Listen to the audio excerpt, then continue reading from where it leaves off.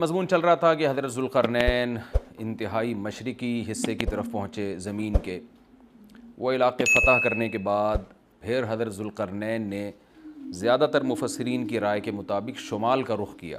قرآن میں نہیں ہے کہ نارتھ کی طرف گئے یا ساؤتھ کی طرف گئے، لیکن کچھ چیزیں بدیہی ہوتی ہیں۔ آبادی ظاہر ہے اس وقت نارتھ ہی کی طرف زیادہ تھی، ساؤتھ کی طرف آبادی بہت بعد میں دنیا میں آئی ہے، اور اب بھی بہت کم آبادی ہے ساؤتھ کی طرف، تو غالب یہی ہے کہ نارتھ کی طرف حضرت ذوالقرنین گئے۔ قرآن کہتا ہے ثم اتبع سببا حتی اذا بلغ بین السدین، سد کہتے ہیں بند کرنا، کہتے ہیں نا سد باب، اور انسداد دہشت گردی، باب انفعال میں جائے گا تو انسداد یعنی دہشت گردی کو بند کرنا، تو سدین دو سد یعنی دو آڑیں، تو پہاڑ کو آڑ سے تعبیر کیا گیا ہے کیونکہ پہاڑ رکاوٹ بن جاتا ہے ادھر کی آبادی ادھر اور ادھر کی ادھر جانے کے لیے، تو ایک آڑ کی طرح ہوتا ہے۔ تو قرآن کہتا ہے حتی اذا بلغ بین السدین، یہاں تک کہ جب دو پہاڑوں کے درمیان میں پہنچے، وجد من دونہما قوما، تو آپ نے پایا ان دونوں کے پیچھے ایک قوم کو، یا دونوں کے ایک طرف ایک قوم کو پایا۔ لا یکادون یفقہون قولا، ایسی قوم تھی لا یکادون یفقہون قولا، کہ بات سمجھنے کی صلاحیت ہی نہیں تھی اس کے اندر۔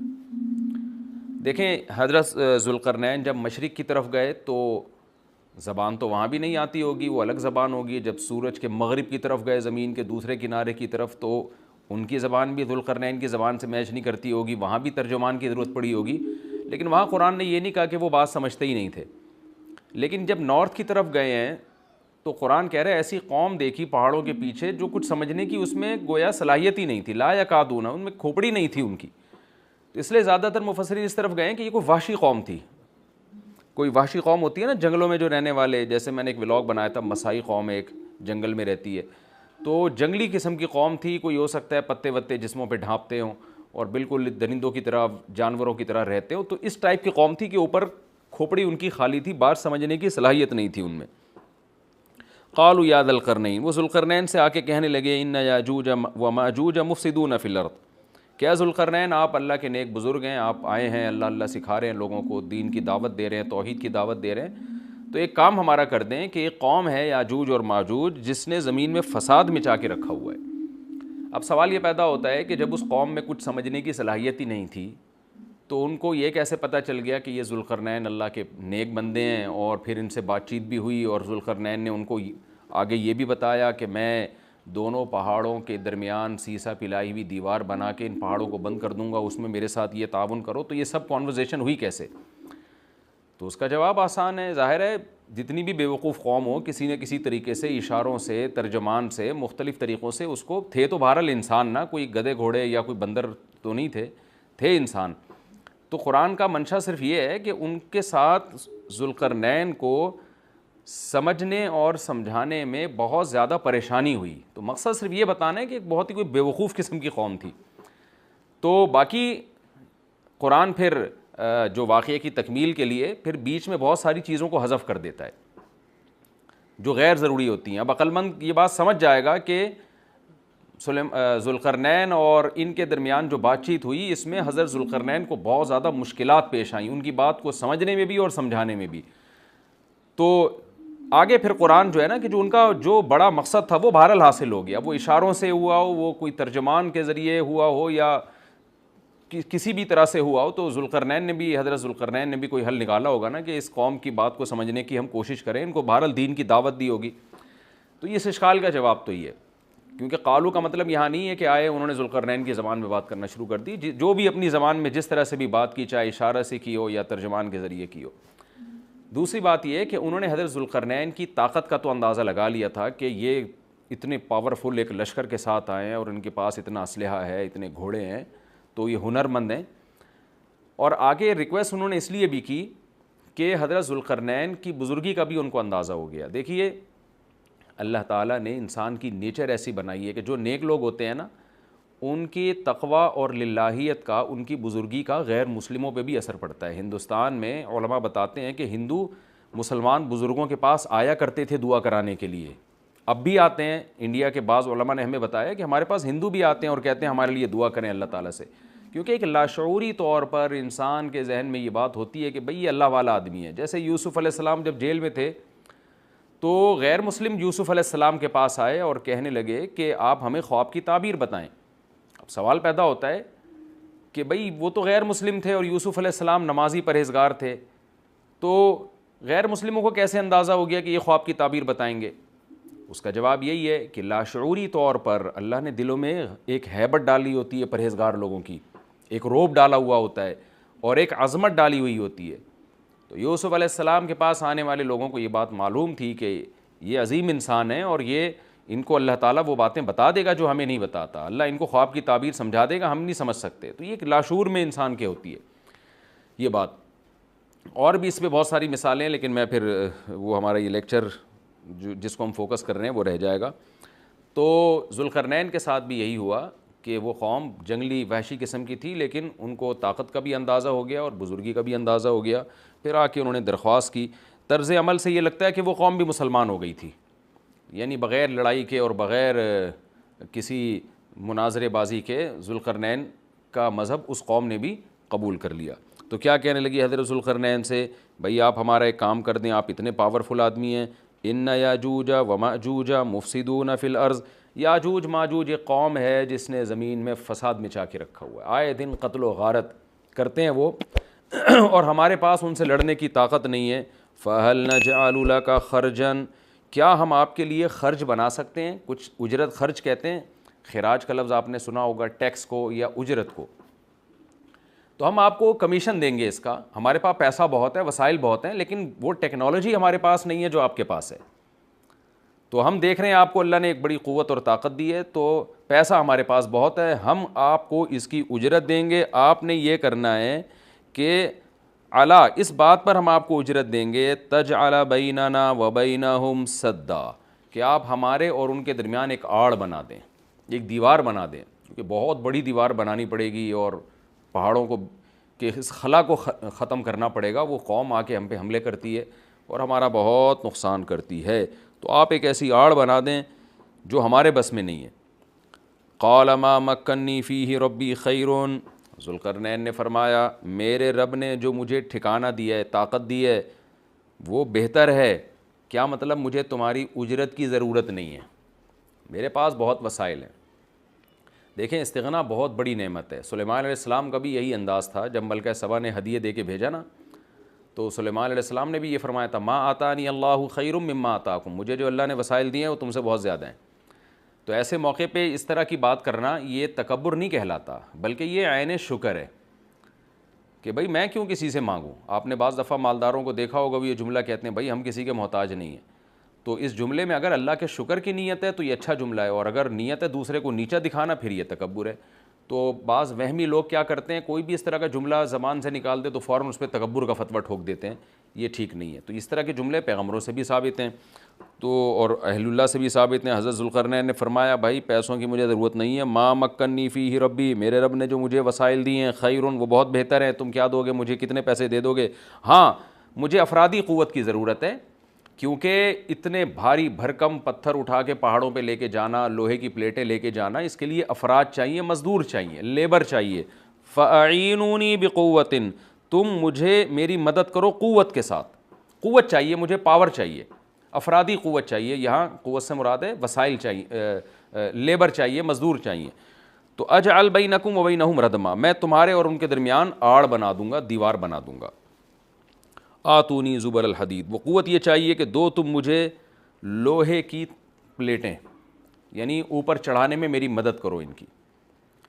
تو وہ افراد چاہیے ہمیں بہت بڑی تعداد میں جو لوہے کی پلیٹوں کو لے کے پہاڑوں کے اوپر چڑھیں, اور کوئی بھی اس وقت جو بھی طریقہ انہوں نے اختیار کیا ہوگا, ان پلیٹوں کو ہم دونوں پہاڑوں کے بیچ میں رکھیں گے. حتی اذا ساوا بین الصدفین, یہاں تک کہ جب دونوں کنار, صدف کہتے ہیں پہاڑ کے کنارہ, دونوں کناروں کے درمیان ان لوہے کی پلیٹوں کو. اچھا یہاں بھی اندماج ہے, صنعت اندماج کا مطلب بہت سے واقعات قرآن بیچ میں حذف کر رہا ہے. تو ایسا ہی نہیں ہے کہ بنی بنائی پلیٹیں, انہوں نے کوئی اسٹیل مل تھی اور وہ پلیٹیں پہلے سے تیار رکھی ہوئی تھیں. ظاہر ہے ذوالقرنین نے کیا کیا, لوہا جمع کیا پہلے. حضرت ذوالقرنین نے کس قدر محنت لگی ہوگی, پہاڑوں کے درمیان بہت زیادہ لوہا چاہیے. تو کہاں کہاں سے پتہ نہیں کتنے مہینے کا یہ پروسیس ہوگا, کتنے سال اس پروجیکٹ میں لگے ہوں گے, کہاں کہاں سے لوہا جمع کیا ہوگا. ہو سکتا ہے زمین میں کھدائی کا کام شروع کیا ہو پہلے, کہ زمین سے لوہا نکالیں ہم, پھر اس لوہے کو گرم کر کے اس کو بھٹیوں میں گرم کر کے کیسے پلیٹوں کی شکل میں تبدیل کیا ہوگا. تو یہ کوئی آسان کام نہیں ہے, لیکن قرآن نے اس پورے واقعے کو حذف کر دیا اور مختصراً بیان کیا. آتونی زبر الحدید, جو لوہے کی پلیٹیں ہم نے تیار کی ہیں وہ لا کے دو. حتی اذا ساوا بین الصدفین, جب ان پلیٹوں کو دونوں پہاڑوں کے بیچ میں ایسے ایسے نصب کرنا شروع کر دیا. ایک پلیٹ آئے, پھر دوسری پلیٹ, پھر تیسری پلیٹ. یعنی اگر ایسے کر کے پلیٹ لگاتے تو یہ تو پلیٹ تو بہت ہلکی ہوتی, یاجوج ماجوج اس میں سوراخ کر دیتے یا کچھ بھی اس کو توڑ دیتے یا جلا دیتے, پگھلا دیتے بھٹی کے ذریعے, کچھ بھی کر سکتے تھے. تو پلیٹوں کو ایسے کر کے رکھا گیا کہ چوڑائی میں جو ہے وہ دیوار بنے.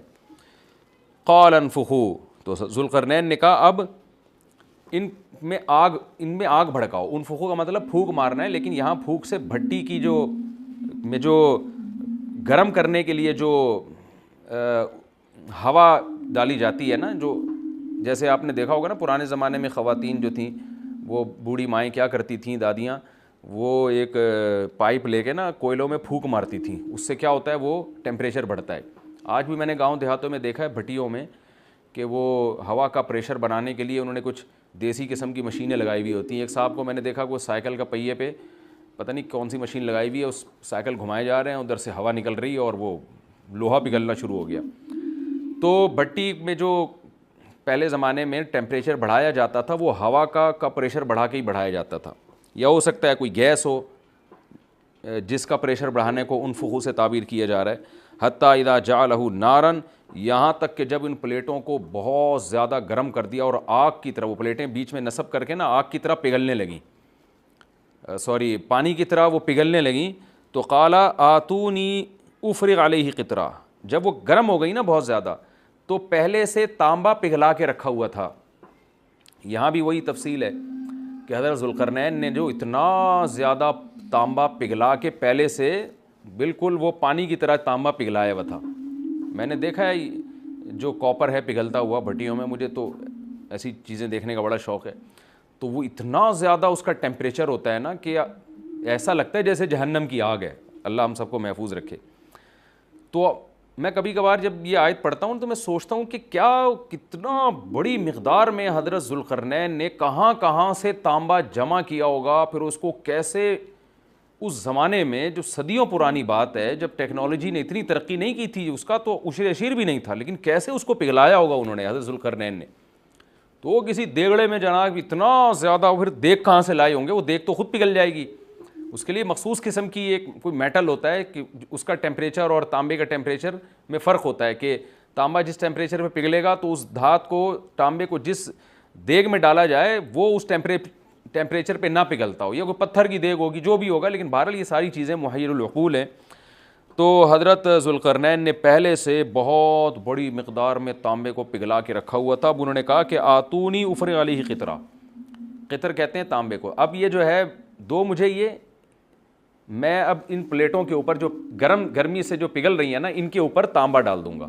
یعنی تانبا ڈالنے کا مقصد کیا تھا کہ دونوں پلیٹوں کے درمیان جو خلا ہے وہ پر ہو جائے, اور پلیٹوں کو پگھلانے کا مقصد یہ تھا کہ پلیٹیں اور تانبا آپس میں مکس ہو جائیں, یعنی ایک یکجان ہو جائیں وہ. کیونکہ جب ایک چیز گرم کر کے دوسری گرم چیز کے ساتھ ملائی جاتی ہے نا, تو وہ اس کے اجزاء ایک دوسرے میں داخل ہو جاتے ہیں اور وہ بالکل یکجان ہو جاتا ہے. تو آتونی افرغ علیہ قطرہ, دو مجھے یہ تانبا, میں اس کے اوپر انڈیل دوں گا. تو وہ دیگیں تانبے کی پگھلا کے پہاڑوں پہ چڑھایا گیا ان دیگوں کو, اور پھر وہ لوہے کی پلیٹوں کے بیچ میں جو خلا تھا نا, ان خلا میں وہ تانبے کا جو پگھلا ہوا تانبا تھا پانی کی شکل میں, اس پگھلے ہوئے تانبے کو ڈال دیا گیا. تو وہ یکجان ہو کر ایک بہت مضبوط آہنی دیوار بن گئی.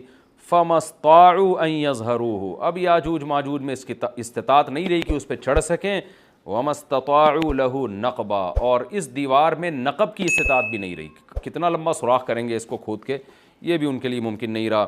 جب اتنا زبردست پروجیکٹ چند مہینوں میں یا چند سالوں میں مکمل ہوا, یا چند دنوں میں, اس کی حقیقت اللہ ہی جانتا ہے, لیکن یہ بہت بڑا پروجیکٹ تھا, بہت ایک شاندار کام تھا, جو شاید اس زمانے میں بہت مشکل ہو. تو اس زمانے میں آپ سوچیں کہ کتنا مشکل ہوگا، لیکن ذوالقرنین نے جب اس پروجیکٹ کو مکمل کیا، قال ھذا رحمۃ من ربی، وہی بات، تکبر نہیں کیا کہ میرا کمال ہے، دیکھا اور پھر شو بازی شروع کی، نا نا نا نا نا، ھذا رحمۃ من ربی، یہ میری رب کی طرف سے رحمت ہے۔ دیکھیں سلیمان علیہ السلام بھی یہی الفاظ تھے نا جب تخت سامنے آ گیا، ھذا من فضل ربی، یہ میرے رب کا فضل ہے۔ تو انبیاء اور نیک لوگ اللہ ان سے جب بھی کوئی عجیب کام لیتا ہے تو فوراً اللہ کی طرف نسبت کرتے ہیں، پھر وہ دنیا کی بے ثباتی بھی دکھاتے ہیں کہ انہی چیزوں میں پڑھ کے نہ رہ جانا۔ فوراً ذوالقرنین نے کیا کہا، فَإِذَا جَاءَ وَعْدُ رَبِّي، جب میرے رب کا وعدہ آئے گا نا، جَعَلَهُ دَكَّا، اللہ اس کو توڑ تاڑ دے گا۔ مطلب یہ دنیا کی ترقی ہے، یہ ہے فنا ہونے والی، دل لگانے کی چیز نہیں ہے۔ تو ایسا نہ ہو کہ اس سے دل لگانا شروع کر دو اور اسی میں بس کے رہ جاؤ اور اللہ کو بھول جاؤ اور اپنی ترقیوں پہ ناز کرنا شروع کر دو۔ فَإِذَا جَاءَ وَعْدُ رَبِّي، جب میرے رب کا وعدہ آئے گا، جَعَلَهُ دَكَّا، اسے توڑ تاڑ کے برابر کر دے گا۔ وَكَانَ وَعْدُ رَبِّي حَقًّا، اور میرے رب کا وعدہ سچا ہے۔ وعدے سے مراد کیا ہے؟ دونوں مراد ہو سکتے ہیں، یا تو قیامت مراد ہو سکتی ہے کہ قیامت میں سب چیزیں ہی ٹوٹ جائیں گی، یا جو احادیث میں آیا ہے کہ جب یاجوج ماجوج قرب قیامت میں ظاہر ہوں گے تو وہ دیوار ختم ہو جائے گی، یا تو وہ مراد ہے۔ وَتَرَكْنَا بَعْضَهُمْ يَوْمَئِذٍ يَمُوجُ فِي بَعْضٍ، اور ہم ان میں سے بعض کو، یعنی جو یاجوج ماجوج ہیں ان میں سے بعض کو، یومئذ، جس دن ایسا ہوگا، جس دن اللہ کا وعدہ آئے گا اور یہ دیوار ٹوٹے گی، یموج فی بعض، ہم ان کو ایسا کر دیں گے کہ یہ ایک دوسرے میں گھس رہے ہوں گے۔ یہ مضمون احادیث میں آیا ہے۔ دیکھیں قرآن میں اور احادیث صحیحہ میں جو یاجوج ماجوج اور اس دیوار کا ہمیں ملتا ہے نا، میں صرف اس کو آپ کے سامنے بیان کروں گا، باقی اس بارے میں ڈیٹیل میں آپ جائیں گے تو بہت کچھ آپ کو انٹرنیٹ پہ بھی مل جائے گا، مفسرین کی کتابوں میں بھی مل جائے گا، اور لوگوں کی اپنی اپنی تحقیقات ہیں، اپنے اپنے تبصرے ہیں، نہ میں ان تبصروں کو صحیح کہہ رہا ہوں نہ غلط کہہ رہا ہوں، کتابیں بھری ہوئی ہیں، وہ آپ جائیں پڑھیں اس کو۔ لیکن جتنی بات قرآن سے اور صحیح احادیث سے یاجوج ماجوج کے بارے میں ثابت ہوتی ہے، میں صرف اس کو آپ کے سامنے ابھی پیش کر رہا ہوں۔ پہلا عقیدہ تو یہ ثابت ہوتا ہے کہ یاجوج ماجوج ایک قوم ہے، انسان ہیں، وہ کوئی انسانوں کے علاوہ کوئی الگ مخلوق نہیں ہے، لیکن ہیں بڑے فسادی۔ دوسری بات، یہ بہت قدیم ہے، ذوالقرنین جب گئے تو اس سے پہلے کی یہ قوم ہے اور زمین میں پہلے سے فساد مچا رہی ہے، لیکن بہت زیادہ ان کی کثرت نہیں تھی جتنی کثرت قرب قیامت میں ہوگی، کیونکہ نسل ان کی بہت تیزی کے ساتھ بڑھ رہی ہے۔ تیسری بات یہ ہے کہ اللہ نے ان کو دنیا کے کسی حصے میں رکھ کے چھپا دیا ہے۔ چھپایا اس لیے ہے کہ ان کے ظاہر ہونے کا ایک ٹائم ہے، اور وہ ہے حضرت عیسیٰ علیہ السلام کا دور۔ حضرت عیسیٰ ابن مریم کے دور میں یاجوج ماجوج ظاہر ہوں گے، تو اسی کو آپ چوتھا پوائنٹ بھی کہہ سکتے ہیں۔ تیسرا پوائنٹ کیا ہو گیا کہ ان کو چھپا دیا گیا ہے، لہذا یہ جو لوگ کہتے ہیں نا یاجوج ماجوج دریافت ہو گئے ہیں، فلاں جگہ ہیں فلاں جگہ ہیں، تو بھائی ہمیں جب ایک چیز چھپا دی گئی ہے اور ایک ٹائم بتا دیا گیا ہے کہ اس ٹائم پہ ظاہر ہوں گے، تو اس سے پہلے وہ دریافت ہو ہی نہیں سکتے۔ پہلے دریافت ہو گئے تو اس کا مطلب نبی صلی اللہ علیہ وسلم کی گویا پیش گوئی غلط ہو گئی، تو جو جس کا ٹائم ہے اسی ٹائم پہ وہ ظاہر ہوں گے۔ چوتھی بات میں نے جیسے بتائی کہ حضرت عیسیٰ علیہ السلام کے دور میں وہ ظاہر ہوں گے۔ پانچویں بات، صحیح حدیث سے یہ بات ثابت ہے کہ یاجوج ماجوج وہ جو دیوار بنی تھی اس کو چاٹتے رہتے ہیں، ختم کرتے ہیں۔ اب چاٹنا کا جو لفظ حدیث میں ہے اس سے مراد زبان سے چاٹنا بھی ہو سکتا ہے، اور یہ کنایا بھی ہو سکتا ہے کہ اس کو ختم کرنے کی کوشش میں لگے ہوئے ہیں۔ اور ایسے چاٹنا، جب ہم کوئی چیز چاٹتے ہیں نا تو بہت تھوڑی تھوڑی وہ ختم ہوتی ہے، تو اتنی موٹی اتنی بڑی دیوار ہے کہ وہ انہوں نے اپنی اسٹرگل اور اپنی محنت نہیں چھوڑی ہے، تو وہ دیوار کو کسی نہ کسی طریقے سے گھسائی میں اس کے لگی رہتے ہیں۔ تو زبان سے بھی چاٹنا ہو سکتا ہے اور کسی اور طریقے سے اس کو ختم کرنے کی کوشش بھی مراد ہو سکتی ہے۔ اور حدیث میں آتا ہے کہ ایک دن آئے گا، وہ جب ختم ہونے والی ہوتی ہے نا تو وہ کہتے ہیں کہ ہم کل اس کو دوبارہ شروع کریں گے اور کل ہم اس کو ختم کر دیں گے، لیکن وہ اللہ تعالیٰ اپنی قدرت سے دوبارہ اس دیوار کو اتنا ہی موٹا کر دیتے ہیں جتنا ذوالقرنین نے کیا تھا۔ تو قرب قیامت میں جب حضرت عیسیٰ علیہ السلام کا ظہور ہوگا تو وہ یہ کہیں گے ہم انشاءاللہ اس کو کل ختم کریں گے۔ تو انشاءاللہ کا لفظ جب استعمال کریں گے، کیونکہ وہ قوم ہے کافر، وہ اللہ پہ اعتماد کرنا، اللہ پہ توکل کرنا یہ چیز نہیں ہے۔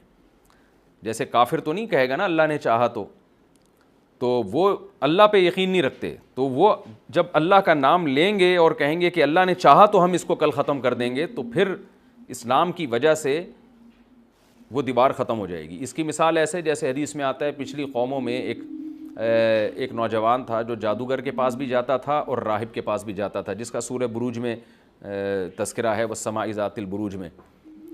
تو جب وہ نوجوان پکڑا گیا، وہ مسلمان ہو گیا تھا، بادشاہ نے اس کو بھیجا تھا جادوگر کے پاس کہ جادو سیکھے، لیکن وہ راہب کے پاس جاتا، عیسائیت سیکھی اس نے اور نیک مسلمان بن گیا۔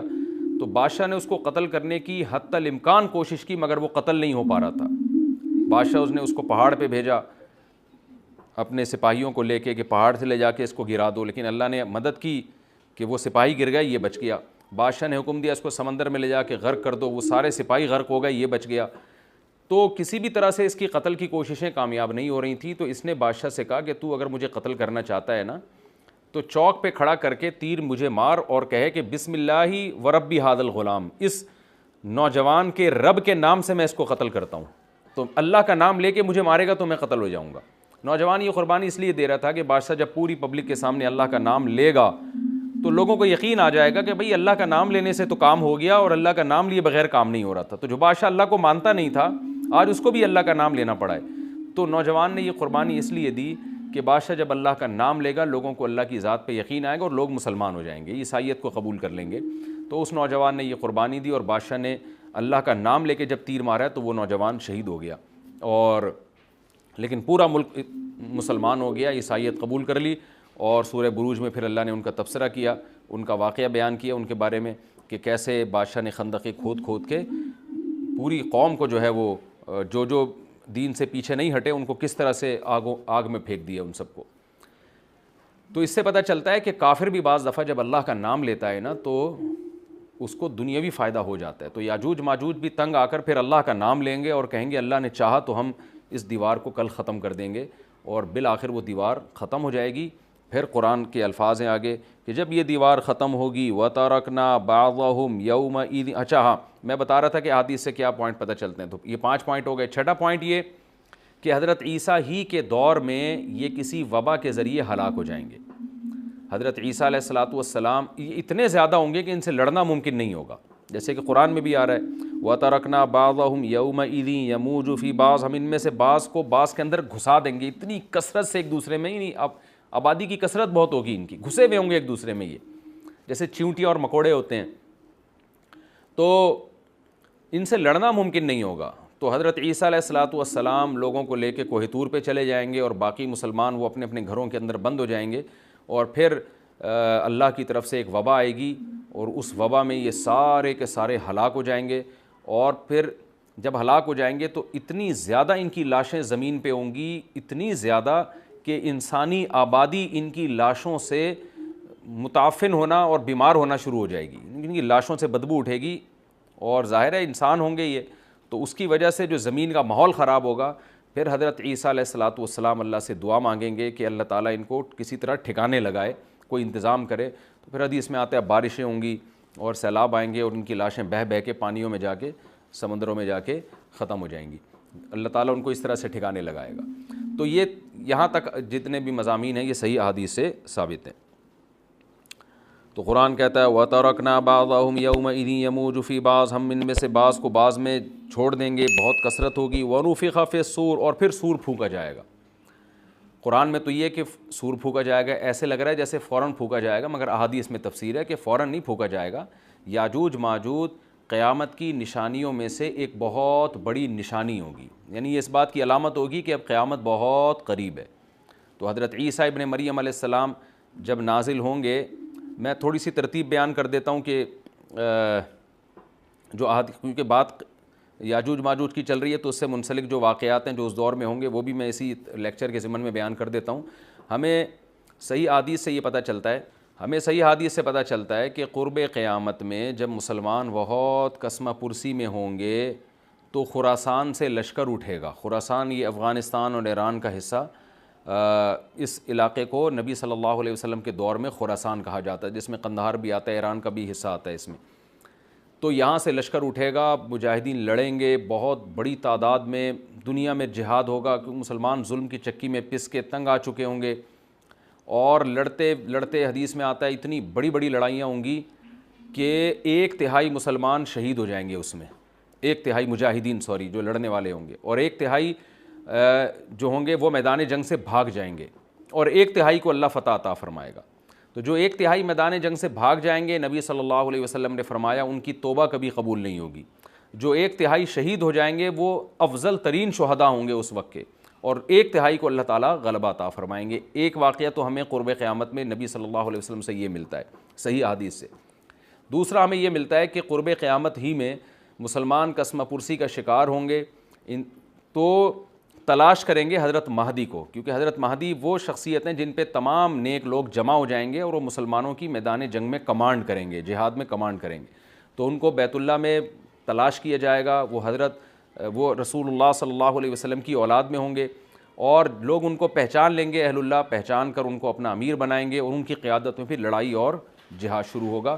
اور یہ لڑائی جب دمشق میں لڑائی ہو رہی ہوگی تو دمشق میں عصر کی نماز کے وقت حضرت مہدی، میں نے جو یہ کہا کہ دمشق میں لڑائی ہو رہی ہوگی، مقصد یہ نہیں ہے کہ دمشق کوئی میدان جنگ بنا ہوا ہوگا، مقصد یہ ہے کہ وہ مجاہدین کا لشکر دمشق میں ہوگا عصر کی نماز کے وقت، لڑائی چاہے کسی اور میدان میں ہو رہی ہو، لیکن حدیث میں ہمیں دمشق کا تذکرہ ملتا ہے۔ تو دمشق میں حضرت شام کا تذکرہ ملتا ہے، اور جو قرائن ہمیں ملتے ہیں وہ دمشق کی ایک خاص مسجد ہے، وہ مسجد حضرت مفتی تقی عثمانی صاحب اور مفتی رفیع عثمانی صاحب نے اس کو ہائی لائٹ بھی کیا، لیکن وہ یقینی نہیں ہے، یہ خوب سمجھیں، انہوں نے اس کا بھی تبصرہ کیا ہے کہ اس کے بارے میں کوئی یقین نہیں ہے۔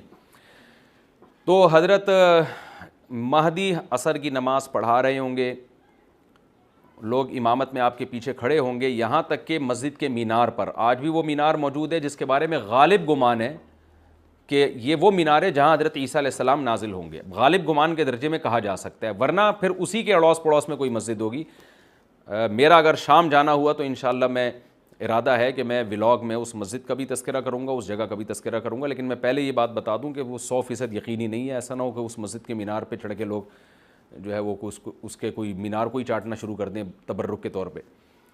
تو عصر کی نماز کا ٹائم ہوگا، حضرت عیسیٰ ابن مریم علیہ الصلاۃ والسلام فرشتوں کے کندھوں پہ ہاتھ رکھ کے نیچے اتریں گے نماز کے ٹائم پہ، یعنی آسمان سے مینار تک آئیں گے، اور پھر مینار سے آپ کے لیے سیڑھیاں لگائی جائیں گی، سیڑھیوں کے ذریعے مینار سے نیچے اتریں گے اور لوگ ان کو پہچان لیں گے۔ حضرت مہدی ان کو امامت کے لیے آگے کریں گے کہ آپ اللہ کے ایک پیغمبر ہیں، آپ نماز پڑھائیے، حضرت عیسیٰ علیہ السلام انہی کو آگے رکھیں گے، اور اس طرح کا مفہوم ہے حدیث میں کہ اللہ نے اس کام کے لیے آپ کو ہی منتخب کیا۔ کیا مطلب یہ امامت اس امت کا حق ہے؟ تو حضرت عیسیٰ ابن مریم علیہ الصلاۃ والسلام کا جو کام ہوگا وہ جہاد ہے اور یہودیوں سے انتقام لینا، کیونکہ یہودیوں نے اپنے خیال میں حضرت عیسیٰ کو قتل کیا تھا، تو اللہ نے یہودیت ہی کے خاتمے کے لیے اور دجال کے خاتمے کے لیے عیسیٰ ابن مریم کو نازل کیا ہے۔ حضرت مہدی سے پہلے ہی دجال ظاہر ہو چکا ہوگا۔ دجال کے بارے میں حدیث میں آتا ہے کہ ہر پیغمبر نے اپنی امت کو دجال کے فتنے سے ڈرایا ہے۔ اچھا، یہ دجال ایک ایسی شخصیت ہے جس کا یہودی انتظار ہم سے زیادہ کر رہے ہیں، کیونکہ یہودی اس کو اپنے لیے نجات دہندہ سمجھتے ہیں، جبکہ حدیث میں آتا ہے کہ دجال کانا ہوگا اور اس کا خدائی کا دعویٰ ہوگا، اس کے پاس کچھ ایسی طاقتیں ہوں گی کہ مردے کو زندہ کر دے، زندہ کو مار دے، ایک طرف اس کے باغ ہوگا، ایک طرف اس کے آگ ہوگی، جو اس پر ایمان لائے گا اس کو باغ میں داخل کرے گا، اور جو اس پر ایمان نہیں لائے گا اس کو آگ میں داخل کرے گا۔ اور رسول اللہ صلی اللہ علیہ وسلم نے فرمایا اس کی جو آگ ہے حقیقت میں وہ جنت کا باغ ہوگا، اور اس کا جو باغ ہے حقیقت میں وہ جہنم کی آگ ہوگی۔ تو جو نبی کی باتوں پہ یقین کرتے ہیں وہ دجال کے فتنے سے محفوظ رہیں گے۔ اور حدیث میں سورہ کہف کی بھی تلاوت کا حکم ہے، جمعے کے دن جو کہف کی تلاوت کرتا ہے اللہ اس کو دجال کے فتنے سے محفوظ رکھتا ہے۔ اب آپ دیکھیں یہ سورہ کہف میں ہی قیامت کی علامات کا تذکرہ ہے نا، تو شاید اسی وجہ سے کیونکہ جو سورہ کہف پڑھتا رہے گا وہ یاجوج ماجوج کے واقعات بھی پڑھتا رہے گا اور اللہ کی قدرت کے واقعات بھی پڑھتا رہے گا، تو دجال کے فتنے سے اللہ اس کو اس برکت سے بچا کے رکھیں گے، فتنے سے محفوظ رکھیں گے۔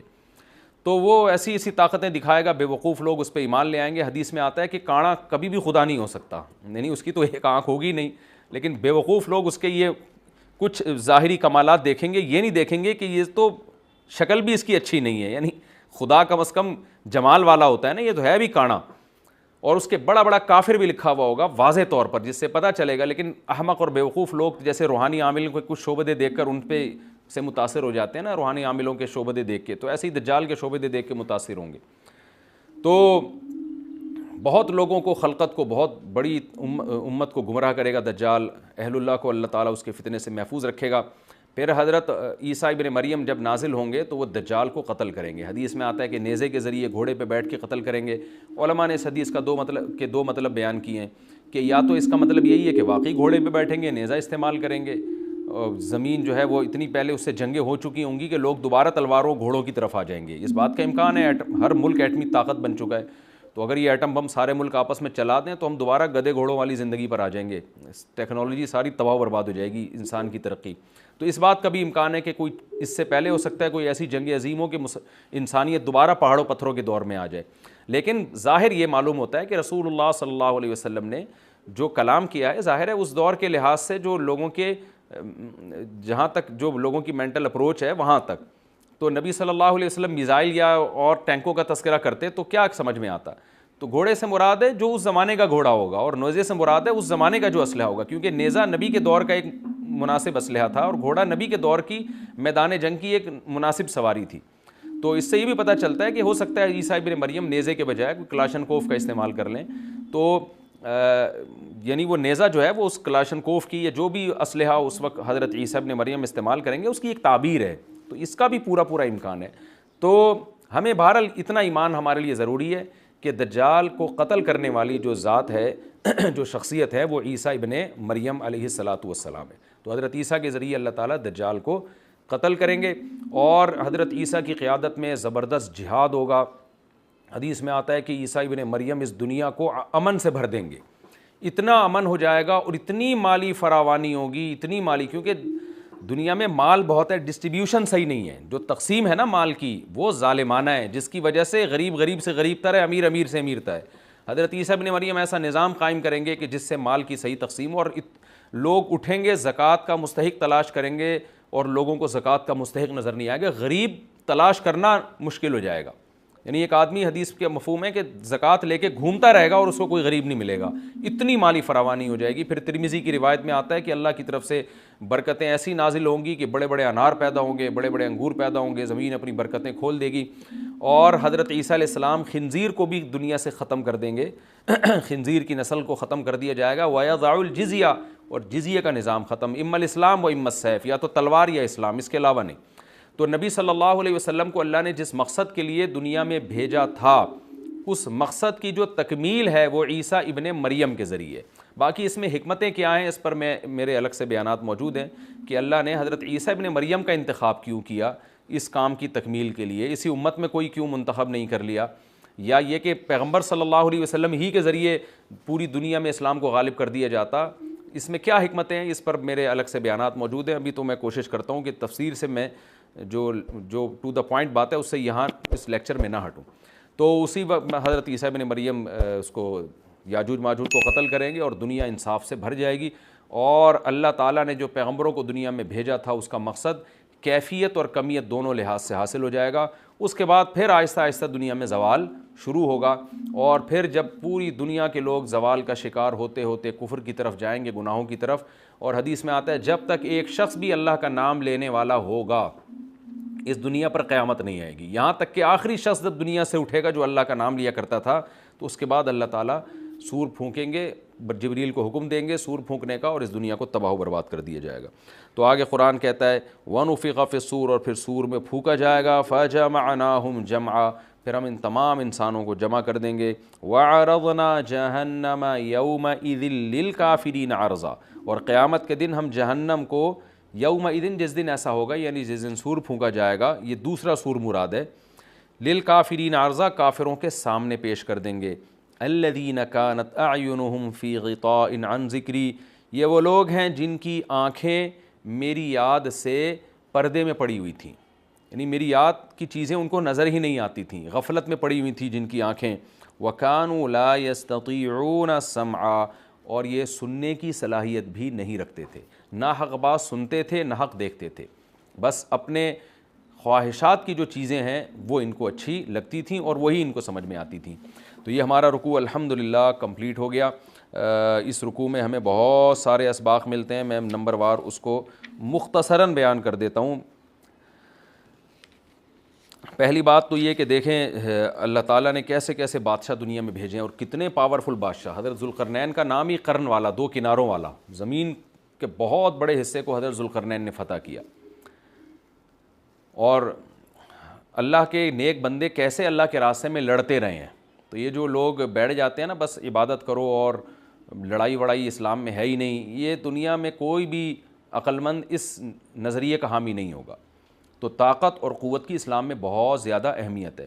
اس سے ہمیں یہ بھی پتہ چلتا ہے کہ اپنے ملک کی، خاص طور پر اسلامی ملک کی جو فوجی قوتیں ہیں، جو فوجی طاقتیں ہیں، ان کی ہمیں قدر کرنی چاہیے. کیونکہ اگر کوئی بھی ملک عسکری لحاظ سے کمزور ہو جائے، کیونکہ اللہ تعالیٰ تو جو عسکری لحاظ سے طاقتور قومیں تھیں اللہ نے ان کا کتنا تذکرہ کیا، ہاں وہ اللہ کے باغی نہ ہوں.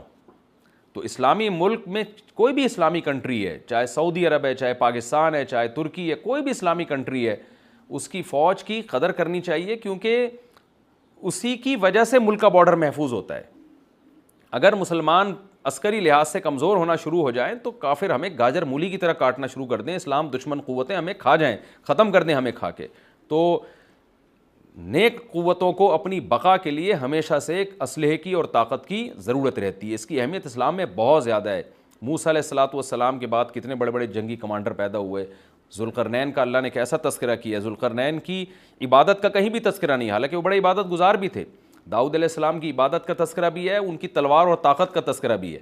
تو اللہ تعالیٰ جہاں عبادت کا تذکرہ کرتے ہیں تو طاقت اور قوت کا بھی تذکرہ کرتے ہیں. اس سے عسکری لحاظ سے اپنے آپ کو مضبوط کرنے کی اہمیت کا ہمیں پتہ چلتا ہے کہ اسلام میں اس کی بڑی اہمیت ہے. تو کسی بھی اسلامی ملک کی فوج کا مورال کسی بھی لحاظ سے ڈاؤن نہیں ہونا چاہیے، اور عسکری لحاظ سے وہ کسی بھی لحاظ سے کمزور نہیں ہونی چاہیے. اور اس کو چاہیے کہ اعدوا لهم ما استطعتم من قوہ پر عمل کرے، کہ قرآن کہہ رہا ہے روز بروز اپنی طاقت اور قوت میں اضافہ کرنے کی کوشش کرو. اس سے مسلم قوم کو کبھی بھی غافل نہیں ہونا چاہیے، اور کوئی بھی ایسا کام جس سے مسلمان قوتیں اور طاقتیں کمزور ہونا شروع ہو جائیں، اس کام سے ہمیں بچنا چاہیے. دوسری بات ہمیں یہ پتہ چلی کہ اللہ تعالیٰ نے اہل اسلام کے ذمے پوری دنیا کی ذمہ داری لگائی ہے، کسی ایک ملک کی نہیں. جتنے بھی پیغمبر آئے ہیں جب وہ دنیا فتح کرنا شروع کی ہے تو کہیں رکے نہیں ہیں وہ کہ بھئی یہاں تک، اس سے آگے نہیں جانا. ان کی صلاحیت ہی ختم ہو گئی ہو، وسائل ہی ختم ہو گئے ہوں تو الگ بات ہے. تو پوری دنیا ہے جس میں اللہ کے دین کو غالب کرنا ہے. اب اس کا طریقہ کیا ہوگا؟ ظاہر ہے جو جس زمانے میں سوٹیبل طریقہ ہو وہ اختیار کیا جائے گا. تو حضرت ذوالقرنین پہلے انتہائی مشرق کی طرف گئے ہیں، جہاں سورج نکلتا ہے تو وہاں سے جہاں سے آبادی شروع ہو رہی ہے، اور ان کا خیال تھا کہ اب آگے آبادی نہیں ہے تو پھر جا کے اسٹاپ کیا ہے. مغرب میں بھی ایسے ہی، شمال میں بھی ایسے ہی. تو ہمیں جب دیکھتے ہیں کہ جب صحابہ کرام نے دنیا فتح کرنا شروع کی ہے تو ہمیں مسلمان کمانڈروں میں بھی ایسے واقعات ملتے ہیں کہ وہ علاقے فتح کرتے کرتے سمندر کے کنارے پہنچے اور انہوں نے سمندر کو دیکھ کے کہا کہ تیرے آگے بھی آبادی ہوتی نا تو ہم اللہ کا کلمہ وہاں بھی بلند کرتے. تو یہ دور تھا مسلمانوں کا، اور یہ عیسیٰ ابن مریم دوبارہ پھر وہی کریں گے، پوری دنیا کو فتح کریں گے. تو حضرت ذوالقرنین کے اس واقعے سے پتہ چلتا ہے کہ پوری دنیا کی ذمہ داری اللہ نے ہمیشہ سے اہل اللہ پہ لگائی ہے، اور وہ پوری دنیا میں اللہ کے دین کو غالب کرنے کی کوشش میں ہمیشہ سے لگے رہے ہیں. تیسری بات ہمیں پتہ چلتی ہے کہ اسباب اور وسائل کی اہمیت. حضرت ذوالقرنین نے جب اتنا پہاڑوں کے بیچ میں اتنا یعنی لوہے کی پلیٹیں لگا کے تانبا پگھلا کے آہنی دیوار بنائی ہے تو خوش ہوئے ہیں. ھذا رحمت من ربی، یہ میرے رب کی رحمت ہے. تبھی تو اللہ کا شکر ادا کیا نا، خوشی پہ شکر ادا کیا جاتا ہے. تو اس سے یہ بھی پتہ چلتا ہے کہ سائنس اور ٹیکنالوجی، دیکھیں یہ کام ٹیکنالوجی کے بغیر ممکن نہیں تھا. تبھی تو اس قوم نے کہا نا ذوالقرنین سے کہ ہم پیسے آپ کو دیں گے، لیکن ہمارے پاس وہ وسائل نہیں ہیں، وہ ٹیکنالوجی نہیں ہے ہمارے پاس. اور بظاہر ایسا لگتا ہے کہ ان کے پاس لوہا بھی تھا، تانبا بھی تھا، کیونکہ حضرت ذوالقرنین اب یہ تو نہیں ہے نا کہ زمین کے مشرق کی طرف دوبارہ لوہا جمع کرنے گئے ہوں، تو وہیں سے جو کچھ ہوگا نکالا ہوگا. تو وسائل اس قوم کے پاس تھے، ٹیکنالوجی نہیں تھی کہ اس لوہے کو اور اس تانبے کو پگھلا کے دونوں پہاڑوں کے بیچ میں پلیٹیں کیسے بنانی ہیں اور ان کو کیسے ان کے بیچ میں تانبا کر کے کہانی دیوار بنائی ہے. یہ ٹیکنالوجی ان کے پاس نہیں تھی. تو اس سے ہمیں ٹیکنالوجی کی ویلیو کا بھی پتہ چلتا ہے. آج مسلمان اس میں بھی بہت پیچھے چلے جا رہے ہیں اور اس کو مذہب سمجھنا شروع کر دیا ہے. یہ بات بھی غلط ہے. حضرت ذوالقرنین نے اتنی طاقت اور قوت کا استعمال کیا اور اتنے زبردست طریقے سے اس وقت جو بھی اس سوٹیبل ٹیکنالوجی تھی اس کا استعمال کر کے دو پہاڑوں کے بیچ کے راستے کو بند کر دیا اور اس پہ خوشی منائی حضرت ذوالقرنین نے. یہ نہیں کہا کہ بھئی اس سے کچھ بھی نہیں ہوتا، اصل میں تو بس انسان کو چاہیے کہ وہ اللہ اللہ کیا کرے بیٹھ کے، اور یہ کیا اللہ سے بس مدد مانگو، اللہ ہی. یاجوج ماجوج کے بارے میں ان کو کہہ دیتے ذوالقرنین کہ تم سب رات کو تہجد میں اٹھ کے دعائیں مانگو، اللہ یاجوج ماجوج سے تمہیں بچا لے گا. نہ حضرت ذوالقرنین نے کہا دعائیں بھی مانگو، یقیناً حکم دیا ہوگا دعائیں مانگنے کا، لیکن ہم پورے اسباب اور وسائل استعمال کریں گے، لوہے کی پلیٹیں بنائیں گے، تانبے کو پگھلائیں گے، اوپر چڑھائیں گے اور اس طرح سے پوری مضبوط دیوار بنائیں گے. آج مسلمان ہاتھ پہ ہاتھ رکھ کے بیٹھ گیا ہے اور وظیفوں میں اور جو ہے بس وہ چند صبح شام کے وظیفے پڑھ کے وہ سمجھتا ہے کہ ساری دنیا کے سارے مسائل کا حل اس سے ہو جائے گا. ایسا نہیں ہے، آپ کو بہت زیادہ ترقی کرنی ہے، بہت زیادہ اسباب و وسائل میں آپ کو غیر مسلموں سے آگے نکلنا ہے. جیسے کہ قرون اولیٰ کا مسلمان نکلا تھا، تبھی اللہ نے اس کے لیے دنیا میں فتوحات کے دروازے کھولے تھے. تو اللہ ہمارے لیے فتوحات کے دروازے جبھی کھولے گا جب ہم عبادت کے ساتھ ساتھ سائنس اور ٹیکنالوجی کے میدان میں بھی آگے بڑھنے کی کوشش کریں.